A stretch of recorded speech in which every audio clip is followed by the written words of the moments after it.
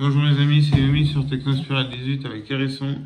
Aujourd'hui, je vais vous raconter un peu comment ça se passe avec mon incontinence.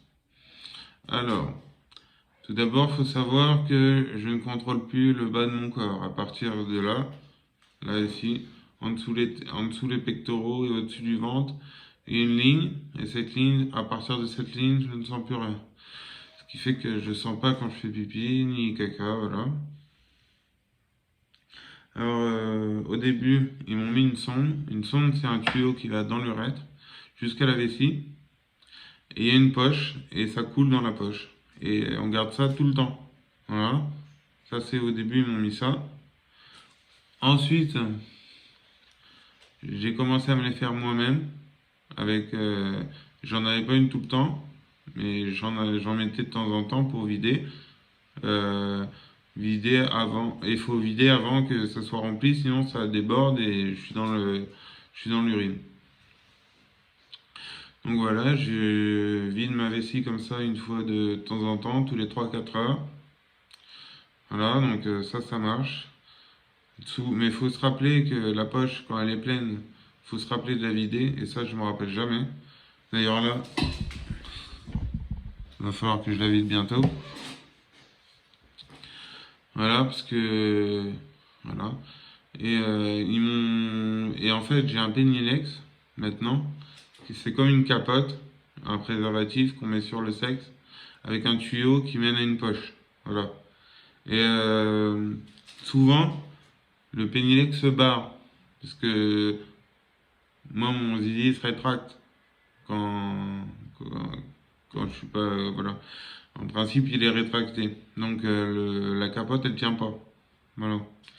Alors pour ça, ils m'ont proposé une solution. Mettre une prothèse dans mon sexe qui fera que je serai tout le temps en érection. Et c'est irréversible. C'est-à-dire, ils me mettent une prothèse, ils creusent à l'intérieur, ils bousillent tout. Et j'aurai ça toute ma vie. Donc c'est même pas la peine d'y penser. J'ai dit non. Évidemment que non. Hein. Voilà. Je préfère être dans la piste que d'avoir une bite en plastique. Et les gens qui passent. Et ils m'ont proposé un autre truc, une stomie. Alors ça, c'est encore pire. Enfin, pire. Ça doit. En fait, ils font ressortir un bout d'intestin. Moi encore, ça aurait été juste un trou avec un tuyau dedans. Pourquoi pas? Mais là, il fait ressortir un bout d'intestin. Ça fait un espèce d'anus, un bout de tuyau qui ressort avec un tuyau pour voilà. Et à ce qui paraît, c'est le mieux. Mais moi, hors de question que tu me sortes un bout de boyau d'ici et puis qu'il reste tout le temps à la vie. Non, ça, je veux pas non plus. Je trouve ça horrible. C'est dégueulasse. Après, une fois,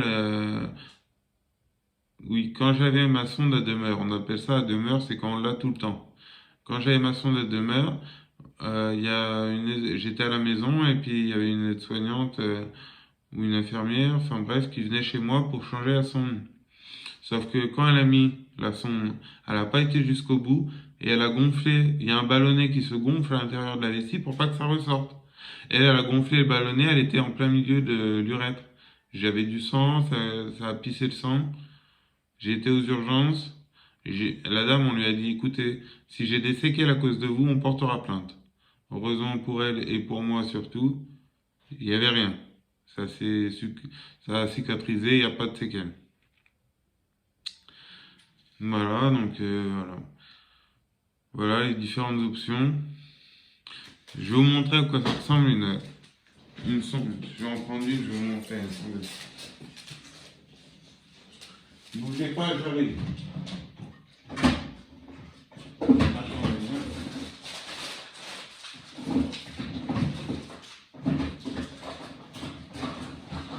J'arrive.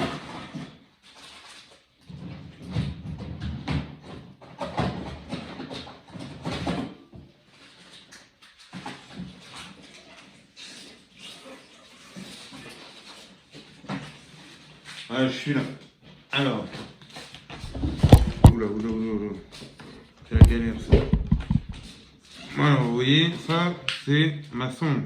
Je vais vous la déballer pour vous la montrer. Vous voyez, ça se dévisse. Là, on a un papier qui se déplie. Comme ceci.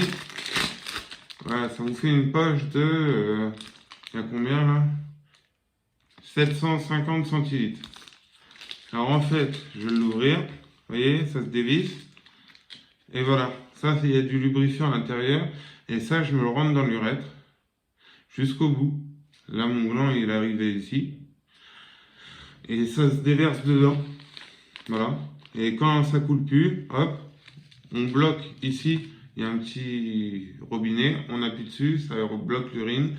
Et on le remet dedans, comme ça. Voilà, on ferme. Et on a la poche d'urine, comme ça, prête à jeter à la poubelle. Ensuite, le Pennylex. Ma capote, là, voilà. C'est ça, en fait. Je vais le déballer pour que vous voyez. Vous voyez, ça se présente comme ça. Vous voyez, je vais enlever le truc. Vous voyez, c'est ça.